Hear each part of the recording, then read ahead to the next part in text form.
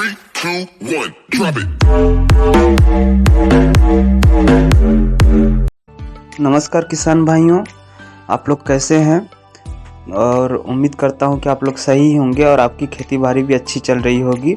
तो दोस्तों, हम इस वीडियो में बात करेंगे कि लौकी की खेती हम कैसे करें, कब करें और कौन सी प्रजातियां हम खेत में बुआई करें जिससे हमें काफ़ी अच्छा उपज प्राप्त हो, और कौन सी बीमारी इसमें लगते हैं, कौन से कीट लगते हैं। और हम सबसे पहले बता दें कि लौकी का पौधा जो होता है वो एक लतादार होती है और लौकी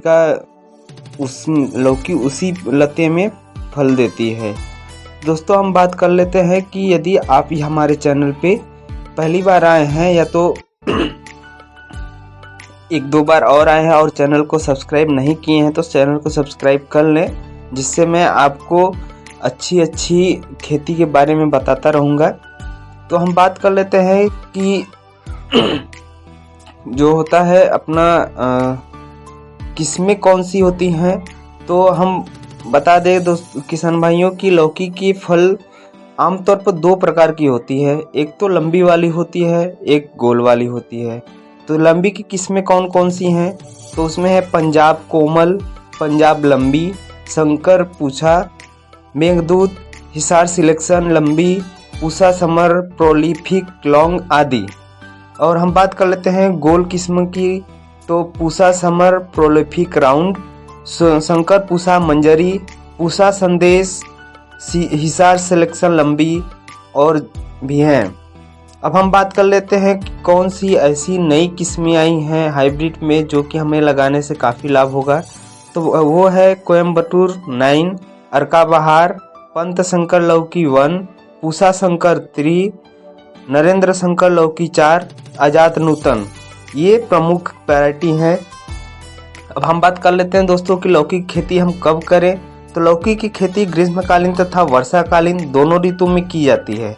जायद की खेती के लिए जो होता है जनवरी से मार्च महीना, और खरीफ की खेती के लिए जून से जुलाई का महीना, तथा रबी की खेती के लिए सितंबर से अक्टूबर का महीना उचित होता है लगाने के लिए। इस समय लौकी की खेती करने से किसान भाइयों को अच्छा लाभ मिलता है।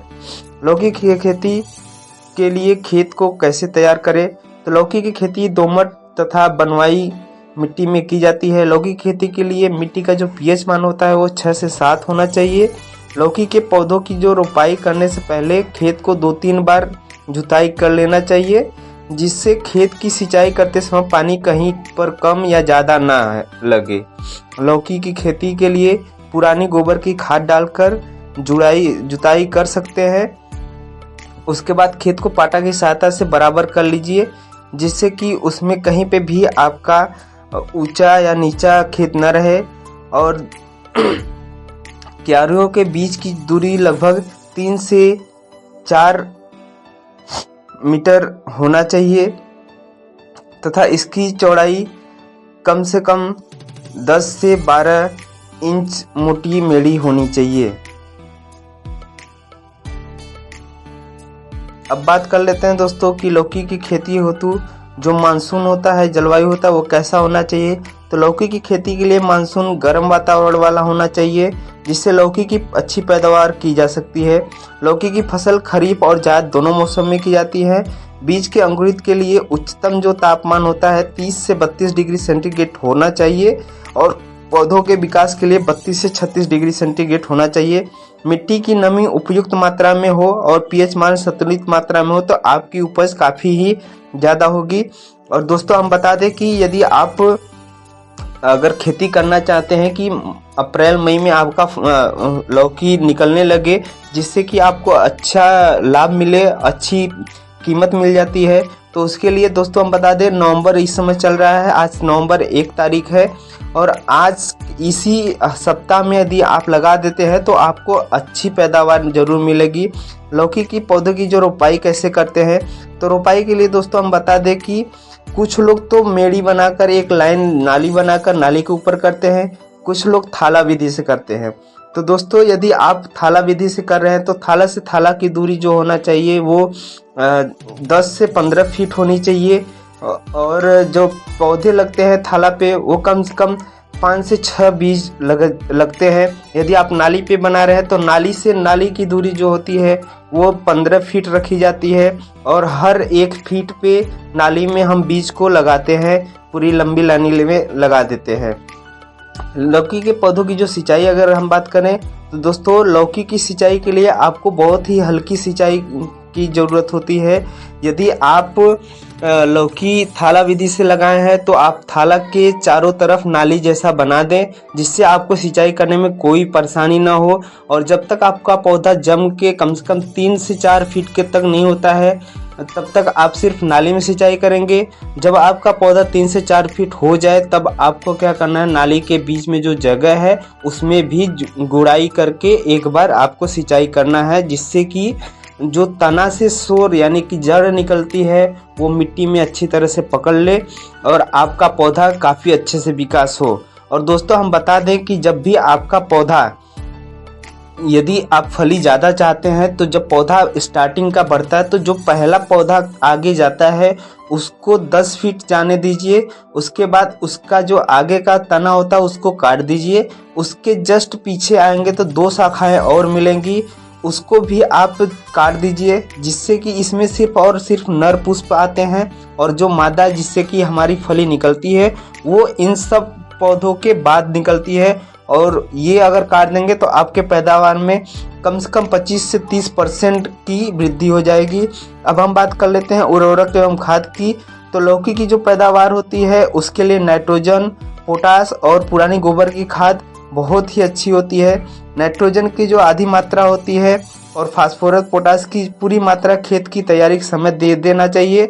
और एनपीके के 2 बोरे प्रति हेक्टेयर के हिसाब से खेत में डालना चाहिए, जिसमें एनपीके 1 बोरे को लौकी के पौधे के लिए तैयार की गई नालियों में डालकर मिट्टी से अच्छे से मिला दें और दूसरे बोरे को आधा आधा करके सिंचाई के समय छिड़काव कर दें। और थोड़ा एनपीके के बीज के रोपाई की 45 दिन बाद आप आधा बोरा डाल दें।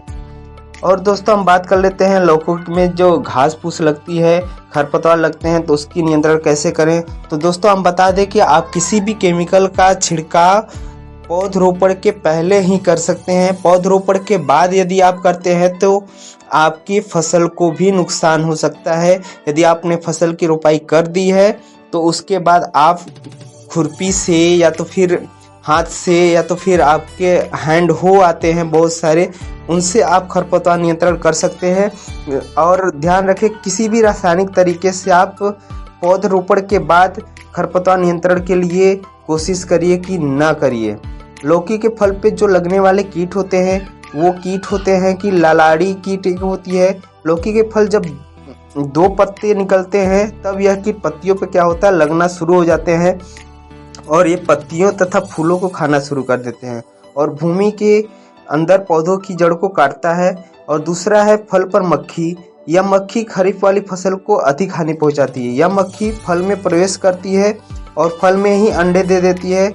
अंडों से सूड़ी बाहर निकलते हैं और वह फलों को खराब कर देते हैं। और मोज़ेक रोग होता है, यह रोग विषाणु के द्वारा, जिससे कारण पत्तियों का बढ़ना रुक जाता है और वह पीला होकर मुड़कर सिकुड़ जाते हैं, जिससे आपका पौधे का विकास बहुत ही कम हो जाता है। और एक है कि लाल भृंग का नाम का एक भी कीड़ा आता है। यह कीट कैसा होता है, लाल रंग का होता है।